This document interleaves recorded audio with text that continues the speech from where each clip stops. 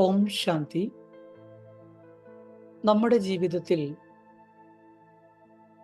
നമ്മുടെ ഓരോരുത്തരുടെയും ലക്ഷ്യം ഇതായിരിക്കണം. നമ്മുടെ പരിവർത്തനത്തിലൂടെ വിശ്വത്തിന് മുഴുവൻ പരിവർത്തനം കൊണ്ടുവരിക. അതിന് ഈശ്വരൻ നമുക്ക് നൽകുന്നൊരു ഡയറക്ഷനാണ് സെൻസും എസൻസും.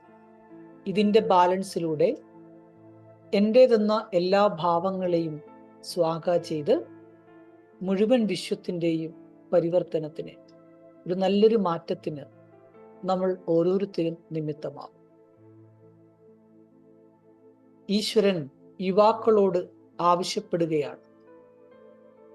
ആദ്യമായി ഓരോ വ്യക്തിയിലും ജ്ഞാനത്തിൻ്റെയും അനുഭവത്തിൻ്റെയും, നോളജ് ആൻഡ് എക്സ്പീരിയൻസ്, ഇത് രണ്ടിൻ്റെയും സന്തുലനം കീപ്പ് ചെയ്യും.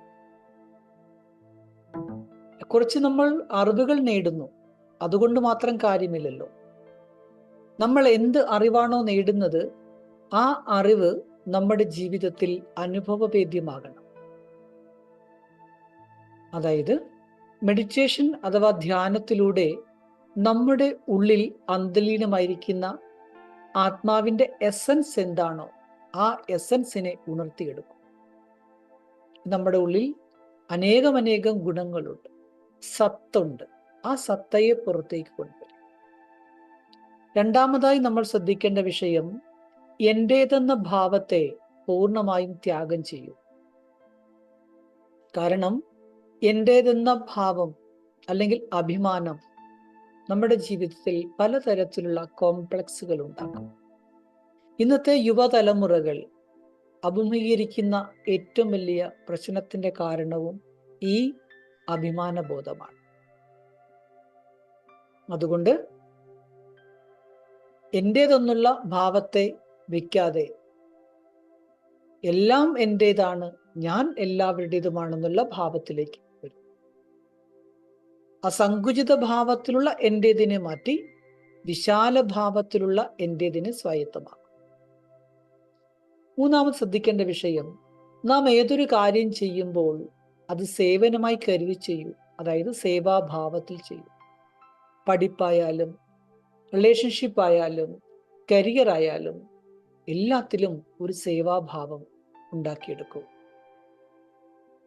മറ്റൊരു വിഷയം നമ്മൾ ശ്രദ്ധിക്കേണ്ടത് നമ്മുടെ വൈബ്രേഷൻ. നമ്മുടെ മനസ്സിലുണ്ടാകുന്ന ഓരോ സങ്കല്പങ്ങളും തരംഗങ്ങളായി നമുക്ക് ചുറ്റും വ്യാപിക്കുന്നുണ്ട്. അതുകൊണ്ട് നമ്മുടെ സങ്കല്പ ശക്തി എന്താണ്, നമ്മുടെ സങ്കല്പത്തിന്റെ ശക്തി എന്താണ്, അത് തിരിച്ചറിയൂ. കാരണം നമ്മൾ എന്താണോ ചിന്തിക്കുന്നത് അതിനനുസരിച്ചുള്ള ഒരു അന്തരീക്ഷം ഉണ്ടാകപ്പെടും. ഇനി അഞ്ചാമത് ശ്രദ്ധിക്കേണ്ട വിഷയം, ദേഹത്തെക്കുറിച്ചുള്ള തിരിച്ചറിവ് എന്താണ്.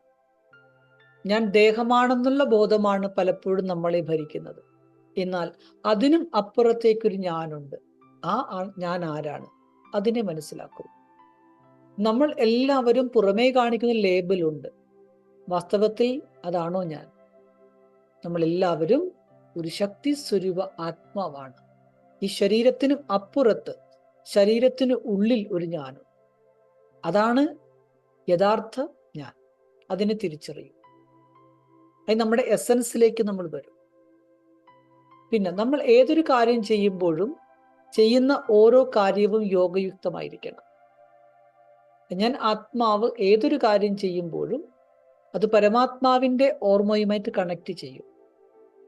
അപ്പോൾ ഒരിക്കൽ പോലും നമ്മുടെ കർമ്മങ്ങൾ സാധാരണമായി പോവില്ല. ഇത്തരത്തിലുള്ള ഒരു മനോഭാവത്തിലേക്ക് നമ്മൾ വരികയാണെങ്കിൽ തീർച്ചയായും നമ്മളിൽ ഒരു നല്ല മാറ്റം ഉണ്ടാവുകയും ആ നമ്മളിലെ നല്ല മാറ്റത്തിലൂടെ വിശ്വത്തിൻ്റെ മാറ്റം സാക്ഷാത്കരിക്കാനും സാധിക്കും. അതുകൊണ്ട് ഭഗവാന്റെ നിർദ്ദേശമനുസരിച്ച് സെൻസിൻ്റെയും എസൻസിൻ്റെയും ബാലൻസ് വെച്ച് ഞാനെന്ന ഭാവത്തെ, എൻ്റേതെന്ന ഭാവത്തെ പൂർണ്ണമായും സമാപ്തമാക്കി ഒരു വിശ്വസേവാധാരിയായി മാറും. നോക്കൂ, ഭഗവാൻ ആരാണ്? വിശ്വമംഗളകാരി. ആ ഭഗവാന്റെ മക്കളായി നമ്മളും മാസ്റ്റർ വിശ്വമംഗളകാരികളാണ്. ഈ ഒരു കാര്യത്തെ മനസ്സിൽ വെച്ചുകൊണ്ട് മുൻപോട്ട്. ഓം ശാന്തി.